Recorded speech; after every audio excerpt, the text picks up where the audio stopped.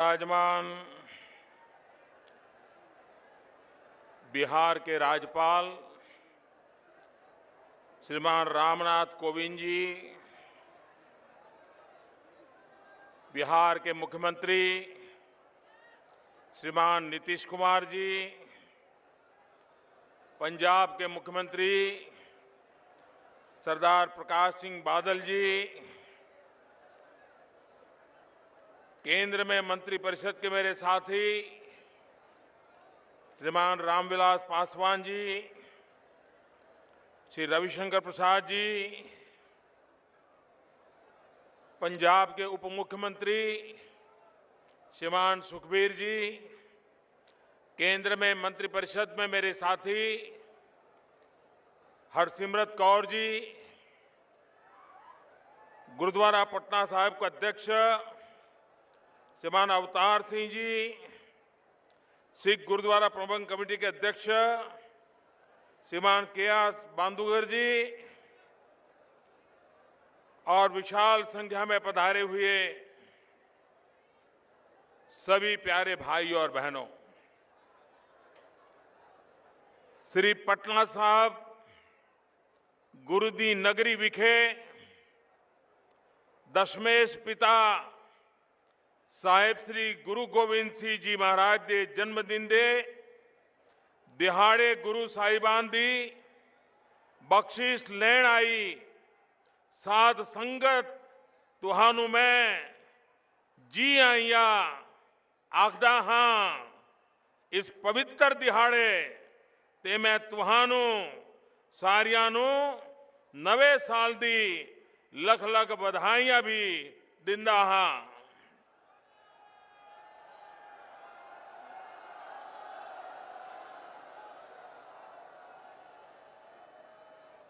आज हम पटना साहिब की इस पवित्र धरती पर इस प्रकाश पर्व को मनाने में भाग्यशाली हुए हैं, लेकिन आज पूरे विश्व में जहां जहां भारतीय रहते हैं, सिख समुदाय रहता है, दुनिया के सभी देशों में भारत सरकार ने हमारी एम्बेसीज के माध्यम से इस प्रकाश पर्व मनाने के लिए योजना बनाई है, ताकि न सिर्फ हिंदुस्तान में लेकिन पूरे विश्व को इस बात का एहसास हो कि गुरु गोविंद सिंह महाराज 350 साल वर्ष पूर्व एक ऐसा दिव्यात्मा का जन्म हुआ जिसने मानवता को कितनी बड़ी प्रेरणा दी, ये विश्व को भी परिचय हो, उस दिशा में भारत सरकार ने भरपूर प्रयास किया है। मैं श्रीमान नीतीश जी को, सरकार को, उनके सभी साथियों को और बिहार की जनता को विशेष रूप से अभिनंदन देता हूं, क्योंकि पटना साहिब में ये प्रकाश पर्व एक विशेष अहमियत रखता है। हिंदुस्तान की एकता, अखंडितता, भाईचारा, सामाजिक समरसता, सर्वपंथ समभाव, इसका बहुत ही मजबूत संदेश देने की ताकत ये पटना साहिब में प्रकाश पर्व को मनाने में है। और इसलिए नीतीश जी ने जिस मेहनत के साथ, स्वयं मुझे बताया जाता था कि स्वयं गांधी मैदान आकर के हर चीज की बारीकी से चिंता करके इतने बड़े भव्य समारोह की योजना की है। कार्यक्रम का स्थल भले पटना साहिब में हो, लेकिन प्रेरणा पूरे हिंदुस्तान को है, प्रेरणा पूरे विश्व को है। और इसलिए ये प्रकाश पर्व हमें भी मानवता के लिए किस रास्ते पर चलना है, हमारे संस्कार क्या है, हमारे मूल्य क्या है, हम मानव जात को क्या दे सकते हैं, इसके लिए एक पुनः स्मरण करके नए उमंग, उत्साह और ऊर्जा के साथ आगे बढ़ने का यह अवसर है। गुरु गोविंद सिंह जी महाराज एक त्याग की प्रतिमूर्ति थे। हम कल्पना कर सकते हैं कि आंखों के सामने अपने पूज्य पिता का बलिदान देखे और अपने ही मौजूदगी में अपने संतानों को भी आदर्शों के लिए, मूल्यों के लिए, मानवता के लिए बलि चढ़ते देखे और उसके बाद भी त्याग की पराकाष्ठा देखें। गुरु गोविंद सिंह जी महाराज भी इस गुरु परंपरा को आगे बढ़ा सकते थे, लेकिन इनकी ये दीर्घदृष्टि थी कि उन्होंने ज्ञान को केंद्र में रखते हुए गुरु ग्रंथ साहब के हर शब्द को जीवन मंत्र मानते हुए हम सब के लिए आखिर में यही कहा कि अब गुरु ग्रंथ साहब ही, उसका हर शब्द, उसका हर पन्ना आने वाले युगों तक हमें प्रेरणा देता रहेगा। ये भी उनके त्याग की मिसाल का अंश था। उससे भी आगे जब पंच प्यारे और खालसा पंथ की रचना, उसमें भी पूरे भारत को जोड़ने का उनका प्रयास था। जब लोग आदि शंकराचार्य की चर्चा करते हैं तो कहते हैं कि आदि शंकर ने हिंदुस्तान के चारों कोने में मठ का निर्माण करके भारत की एकता को बल देने का प्रयास किया था। गुरु गोविंद सिंह महाराज साहब ने भी हिंदुस्तान के अलग अलग कोने से उन पंच प्यारे की पसंद करके समग्र हिंदुस्तान को खालसा परंपरा के द्वारा एकता के सूत्र में बांधने का उस जमाने में अद्भुत प्रयास किया था, जो आज भी हमारी विरासत है। और मैं हमेशा हृदय से अनुभव करता हूं कि मेरा कुछ खून का रिश्ता है, क्योंकि जो पहले पंच प्यारे थे, उन पंच प्यारों को ये नहीं कहा गया था आपको ये मिलेगा, आपको ये पद मिलेगा, आगे आइए। नहीं, गुरु गोविंद सिंह महाराज साहब का कसौटी का मानदंड भी बड़ा ऊंचा रहता था। उन्होंने तो सर कटवाने के लिए निमंत्रण दिया था, आइए आपका सर काट दिया जाएगा और इस त्याग के आधार पर तय होगा आगे कैसे बढ़ना।